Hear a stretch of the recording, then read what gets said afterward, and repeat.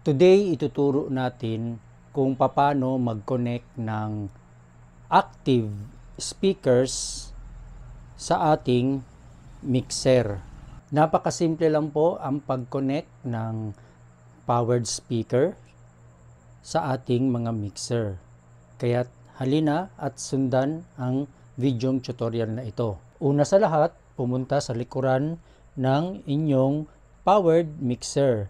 At pagkatapos ay hanapin ang mic tsaka line level or indicator. Tulad nito, kung nakikita nyo, ayan, sensitivity, line, and mic. Always po ilagay sa line dahil ang gamit natin ay mixer. At hanapin din ang input. Ayan. Kung nahanap nyo na ang input, pumunta sa inyong mixer at kumuha ng microphone cable. Depende na sa inyo kung gaano kahaba, kung saan nyo ito, gaano kalayo ipwesto ang inyong mga powered speaker. Sa video ito, isasaksak natin ang microphone cable sa mix out ng ating mixer at ang dulo naman ng ating microphone cable ay isasaksak natin sa input ng ating powered speaker. Karamihan, ang ating powered speaker ay combo jack. Pwedeng XLR tulad nito. Pwede ring saksakan ng PL jack. Ulitin lamang ang prosesong ito sa kabilang channel at papunta sa kabilang speaker, powered speaker. Ayan, at nakasaksak na po ang dalawang microphone cable sa ating mixer or tinatawag na mix out. Papunta yan right channel sa ating speaker input at yung left channel naman papunta yan sa ating left speaker input. Bago ang lahat, huwag kalimutang i-plug ang inyong mga powered speaker. Ganon din sa inyong mixer, huwag kalimutang i-plug ito. At sa pagkakataong ito, naka-plug sila lahat dito sa ating power control. At dahil naka-plug na nga ang ating mixer at ang ating powered speaker, pwede na nating i-on ang mga ito.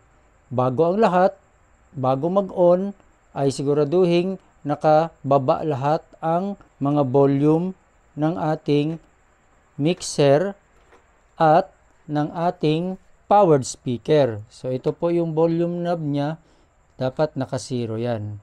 Ganun din sa kabila, dapat naka-zero din yan.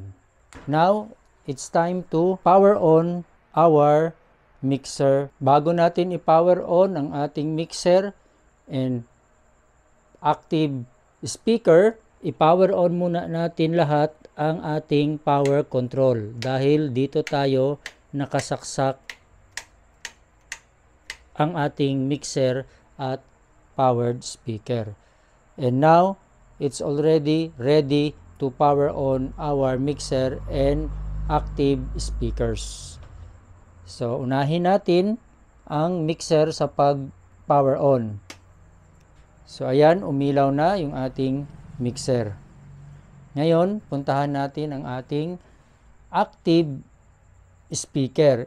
Ipa-power on na naman natin. Siguraduhin nakasarado ang main volume. Punta tayo sa power switch button at i-power on natin.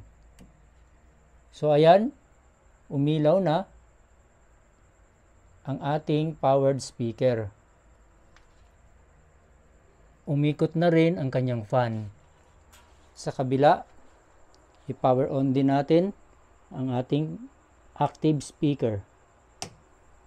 At ayan, umilaw na nga at umikot na rin ang kanyang fan. At dahil naka-power on na ang ating active speakers, pwede na nating i-volume. Nasa sa inyo po kung gusto nyong naka 3 o'clock or naka full volume. Depende na po yun sa inyo. Sa demonstration ito, ilalagay ko lang siya sa 3 o'clock. Ganun din ang kabila.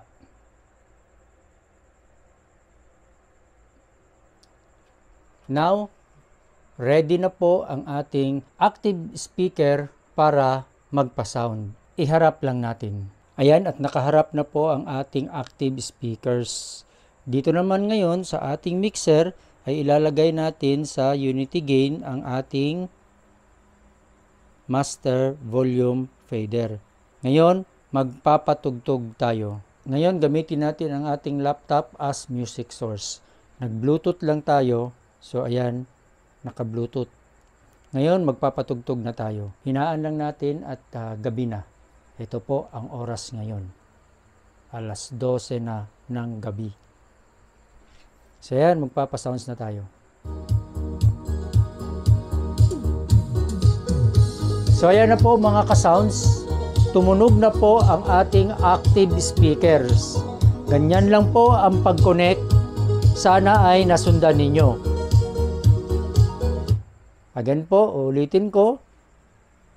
Mula dito sa ating mixer, left and right mix out. Magko-connect lang tayo ng dalawang microphone cable. Itong right channel ay pupunta sa right speaker natin, input. Ganun din, ang left channel ay pupunta at isasaksak sa left speaker input. And ready to go na po yun. Yan, ready na po tayo magpa-sound.